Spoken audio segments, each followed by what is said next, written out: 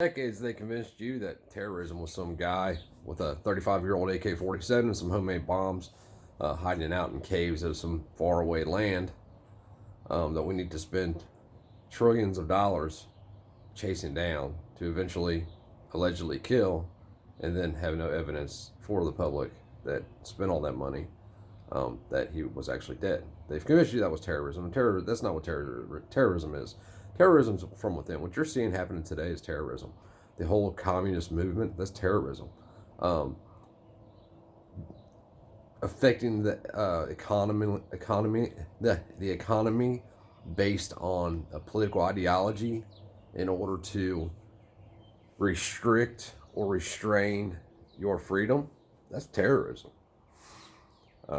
And we see them moving even more and more to where it's affecting the individual now. It's not just we're going to make this state or this region do this thing or force them into doing what we want. We are going to attack the individual. We're going to take down their websites, remove them from Patreon, take down their Teespring store so that they cannot support what they're doing. That just happened to me. Teespring took my store down because of a phrase that I used multiple times. Moms demand action. That can mean anything.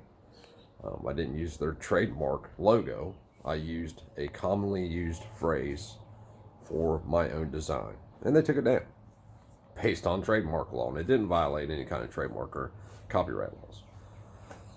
But they did this because they know that as individuals, we're less likely to support somebody directly unless we're getting something in return. So the people that have supported me through Teespring, they got something in return. They pay a price, they get a T-shirt or a pair of pants, whatever it may be. The channel makes a small amount of money off of that. And yes, I could have charged more. I didn't. I charged like less than the average by far. So then, what are the options left? You're just seeing, oh shit, what was the guy's name? There's one guy on that usually just had everything taken down. He was demonetized. He was taken off of Patreon. His website was shut down. All his merch stores were shut down. And the thing is that you don't get the message out then. If let's just say, for example, I put in 80 hours a week on YouTube, which I don't, but let's just say that I did. There's a lot of people that do. And then you are no longer getting reimbursed for that time, even though that's not the intent. You still have to feed your family. That time still has to come from somewhere. So it either comes from you being employed and making money, or it comes from your family time. Either way, you should be reimbursed for that if people support your message and want to spread that message. Everything's about money in the end. If you don't get reimbursed for that, you're going to drop those hours down. The message is going to get smaller. It's going to get to less people. And that's what they're counting on. That's what they're counting on right now. That's why that you see this happening every day to people. There's somebody that I watch just about every day who gets demonetized, or whose website's taken down, or where Patreon kicks them off, or GoFundMe stops supporting them, or PayPal stops supporting them, or whatever it is. And the end game's to shut them up. If there's no, it takes money to live, and if there's no support there to offset the cost of that time, the messages don't go anywhere. So terrorism is what we do ourselves in the end, because we choose who we do and do not support, who we do and do not donate to, and even what happens in our local areas. What stores you do or do not shop with. Now we see these pipeline ordeals, and the problem with that is yes, I think there is probably a way that they can manually make this pipeline run. But go out to your car and try to make it mechanical. The engine it's now that's running off of 4 or 5 computers, whatever it is, and 27 sensors. Try to make it a mechanical engine, where you just need, one jump wire to the coil, a screwdriver to jump the starter to get it going, and it'll run with gasoline in it and a battery. Go do that. Tell me how easy that is. Once you inject so much technology into something, it's hard to go back to doing it mechanically. And we don't know what happened with the pipeline. We just don't. We don't know. And it doesn't matter. What does matter is that you learn from it and you're prepared for it the next time. Hopefully this time it all won't go completely sideways. If it does, I assure you your moral compass will shift. If you have drive, you will plow through. Survive or survive. It's just been a way of man since the beginning of man. But terrorism isn't what they've led you to believe it is. We fought. How many thousands of your kids have died in a foreign land because of terrorism, as your government was doing far worse things here than what ever happened to those buildings that day. It's a boogeyman.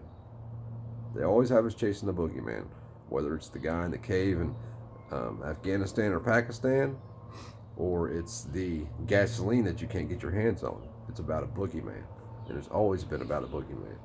They got to keep the boogeyman in your focus in order to justify to the sheeple what they do. And who knows what will come out of this? Probably nothing.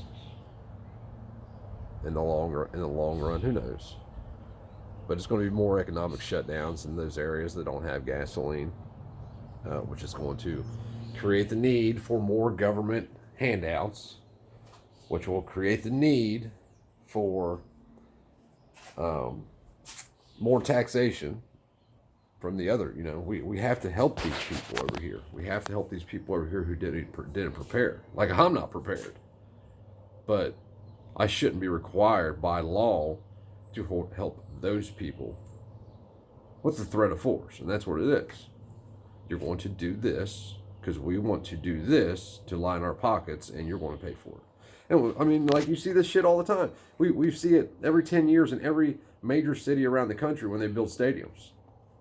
Multi-billionaires own these football teams, yet you pay for the stadium. You don't have a choice. Even if you don't watch football, even if you don't watch baseball, you're still going to pay for it. That's terrorism. And I know there's going to be people that argue that it's not, but it is. It may not be the definition of terrorism that you know today, or that the Webster's dictionary has changed to fit the ideology that backs it, or that's behind it, but it is. At this point, in all honesty, I watched Patriotic Constitutionalist video this morning. If you haven't watched it, go watch it. I'll try to link it at the bottom if I remember. At this point, a year ago, I was against welfare. I was against government subsidies in any manner. Now, here's where I stand at. Like, I'm not for them. Like, we don't get food stamps. Well, we probably qualify for them because I'm off work. But at this point, just let it burn. All we can do now is throw gas in the fire. Because if it gets past us, like, when I say us, I'm meaning adult males 25 to, 55. If it gets past us, or even half of us for that matter, it's over. Freedom's done forever in the world. Think about that. And they've been able to accomplish this with these boogeymen, with these terrorists for the last 20 years. In the late 90s, you had the militias coming up, and they quickly knocked that down and refocused you, got you focused on something else. It's not about government anymore. It's not about government in Ruby Ridges or governments in Wacos or governments in what happened in Oklahoma City. It's about these terrorists over here that you have no direct influence on, that you cannot directly affect unless you join our military. But you need to focus on this. And that diverted the focus of those who seen what the problems were, and locking all their asses up didn't help either. But it diverted your focus to the terrorists. And when like, for this conversation, I probably shouldn't use the word terrorism as a whole, but I mean, it's terrorism. They're dictating your free movement or your freedom or your liberty in order to further a political ideology. And if you stop and really think about it and look around you, how often does that happen in your life? Daily. Something daily is affected by that. And at the end of that rabbit hole, there's always some greedy bastard that's usually already a multi-millionaire trying to shove more money in his pocket. And it's not about him being rich. They already have money. It's about their lineage being wealthy forever. Taking that worthless fiat currency and turning it into shit that means something. Don't buy the terrorism shit anymore, guys. It's not terrorist. The worst terrorists in the world are in your government.